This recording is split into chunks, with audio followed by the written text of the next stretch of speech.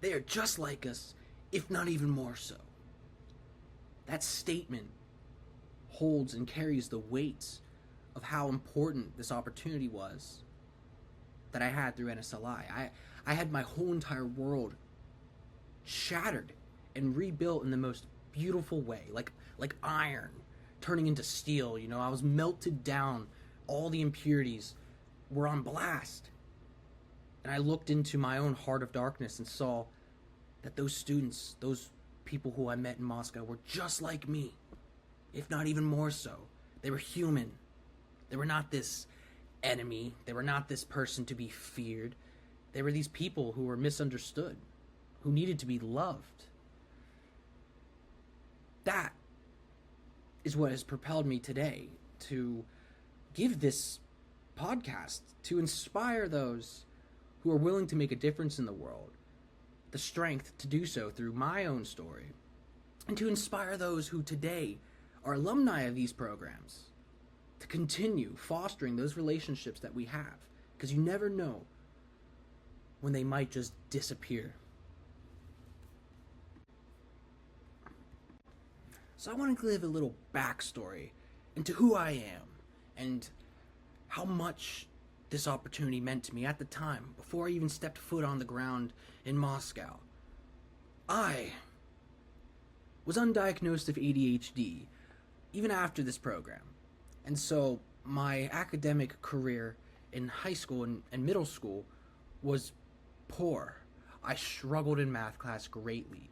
My weird fixations, so they were called, on history, especially Soviet history, were seen as willful defiance. So instead of practicing my multiplication tables, I was downstairs studying maps of the Great Patriotic War, of the Siege of Leningrad, yet I couldn't multiply 6 times 6.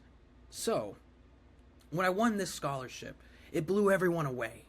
He won this scholarship? The class clown, Jacob? Jacob Sabota won the scholarship? I did. Someone believed in me, and they saw my weird fixations that had gotten me in trouble, that had isolated me from learning, really, and saw it as actually a good thing. He is so focused on this subject of history, let's give him the shot. And that has propelled me to live a life today that I know my old self would be incredibly proud of. And it's not been easy. It has not at all been easy. My time in Moscow was not all sunshine and rainbows. It was some of the most difficult work I've ever done in my life. I was 15. I was the youngest one to go in my cohort of 15 Americans. I was the youngest one. I knew nothing about the world, but thought I knew everything. I struggled. And I struggled in ways that made me very upset. I struggled with conforming to the way my American peers acted. I couldn't fit in with them, but I noticed in some weird way that my own feeling of isolation led me to become more comfortable with the people who mentally I was already isolated from. The Russians. I'm still today in active contact with probably about 6 of my Russian friends from school and 1 who I met outside of school, all by chance. I was still in contact with my host family up until the war in Ukraine broke out, and I'm still in contact with 2 of my best friends from the program, Darius and Megan. Darius lives in Germany. I visited him 2 times, once in Paris by chance, the other time in Stuttgart when I was a part of the NSLI-Y program. Megan, she was a devout Serbian, very proud, and today I don't necessarily know exactly what she's doing, but the relationship is still there. I can reach out to her and be like, do you remember this? These were my people, both Russian and American. This divide of they're from there, so I can't have this, was torn apart. I've forever been wanting to rekindle it. I've been searching forever to have that same sort of camaraderie. It doesn't come easy, and I think it actually might only come in programs like NSLI. My own experience through CBYX led me to discover that it was more of a, what I would like to call a spring break program. While it was much longer, it was a year. there is a different caliber of individual who decides to go to Germany and who decides to go to Moscow, Turkey, India, South Korea, China. And I'm not sure where the Arabic program is held, but same thing. Those languages are a whole different beast. And the people who decide to go there, heroes. That's truly who I see anyone who even takes the shot to apply to these programs. They're heroes. This is not easy. I turned 16 at my birthday, July 11th. I remember my host family who didn't have much. They gave me some potatoes. They didn't speak any English. They gave me some potatoes and a plate from the FIFA World Cup that was held, I don't know, a couple years before. And I knew that meant a lot because they didn't have anything. They gave me all and they had nothing. We didn't even have a language to communicate with. We would have Google Translate up on the dinner table and I'd be like, что ты делаешь? Что? What is that? What are you doing? And they would help me out. I'll never forget that. And I'll never forget this one random act of kindness that has led me to devote a part of my life to teaching others that maybe they're just like us. Because they are. No matter what nationality. No matter what. So, it's probably mid-July 2019. I'm navigating through my Russian class, and I decide I need to go down to the lobby for a bit and relax. So I went out. I got a little Fanta can, and I went over to the receptionist of the school. So the school was connected to like a whole little community. That's how kind of the things work in Moscow. Everything's very close together, very communal. So the school is shared with another sort of administration building. But anyways, I have this Fanta bottle, and I'm asking this guy in broken Russian, where's the trash can? Где твой trash can? Right? I'm just trying to say trash can for Russian accent, like it actually makes a difference. It doesn't. And this dude looks so confused. He's like, what is going on? And out of nowhere, this girl in the lobby, I've never seen her before, this girl. Her name, I would find out, would be Alina. She came over and she's like, what is the problem? And I told her I need to throw out this Fanta bottle. And she translated it to the guy, and the guy chuckled, and he took it and put it in the recycling. And then I thanked her. And we then had probably about an hour, 2-hour-long conversation in that lobby. We talked and talked. I was so impressed with her basic English, and at the time I spoke more Russian than I do now. And I was able to kind of whip out some lines that maybe weren't program appropriate. Tvy очень красивая, you were very beautiful. She was. She was from the Altai Republic, an ethnic, like one of the ethnic subdivisions of Russia. It's very far east, near Mongolia, Tanatuva.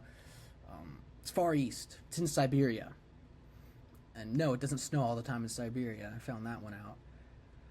But we then just went on multiple of these little excursions together. She invited me to go pick her up from her parents' house, and her dad was definitely not amused with me, an American, picking up his daughter. Oh, man. But it was a great memory. She then took me all around Moscow and showed me what it actually is to be them. She took me to the Great Patriotic War Museum.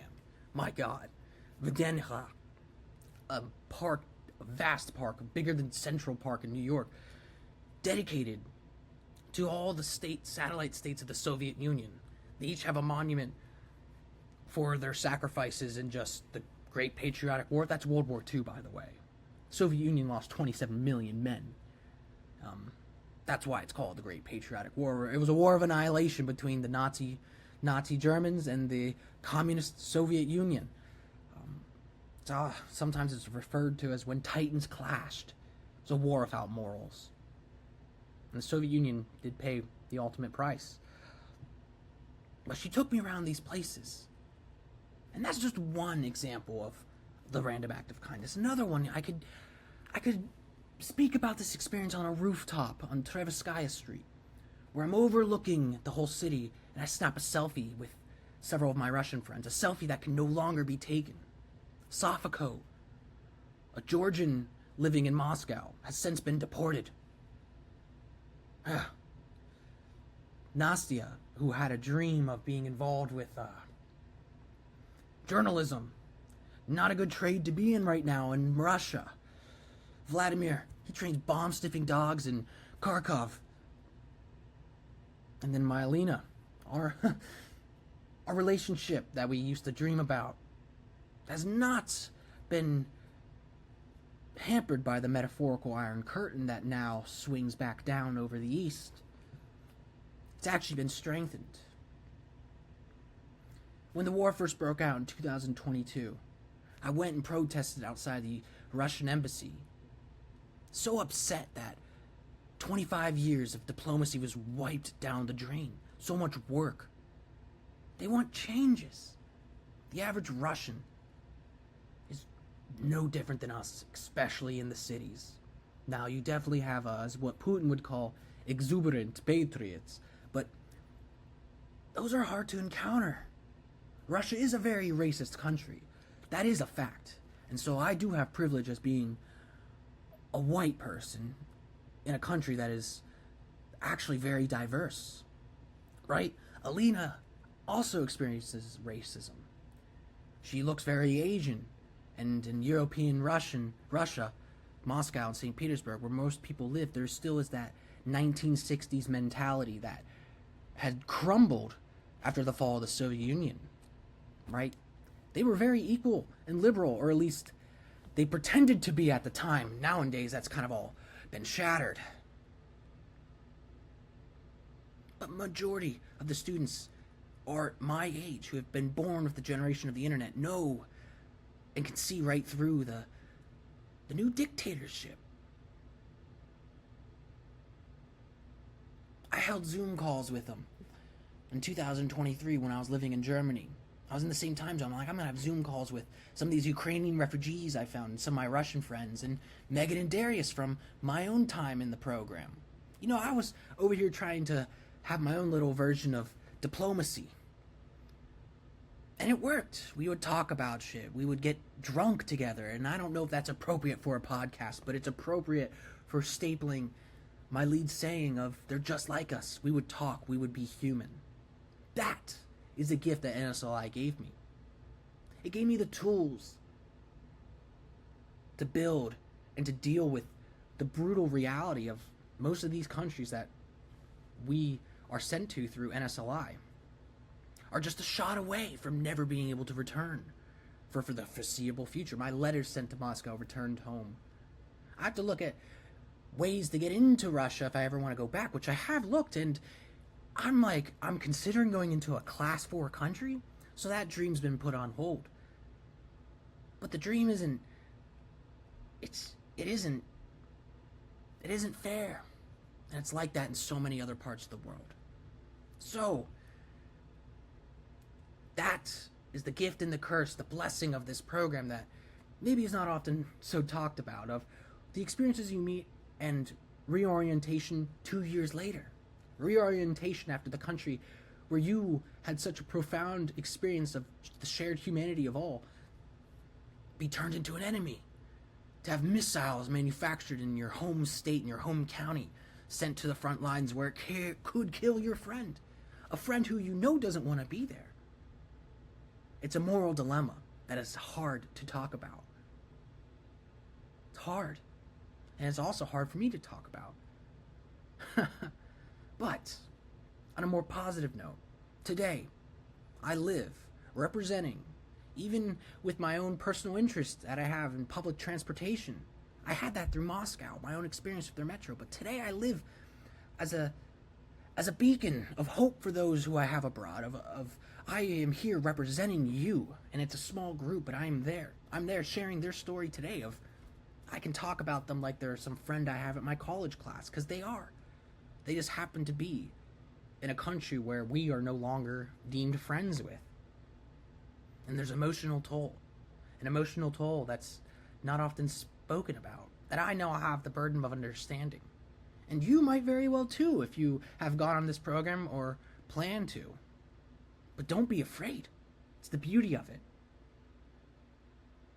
They chose us because we are leaders, and we will adapt to any circumstance or situation. I owe NSLI a lot, and I do that today by volunteer activities, by representing those who are just like us, if not even more so, and by being the authentic person that program saw in me. I appreciate for this opportunity to come on the podcast, and hope I can inspire and at least speak to some people to make the most of what you have right now. And if you don't have it, well, there's still some to make the most of it. Thank you.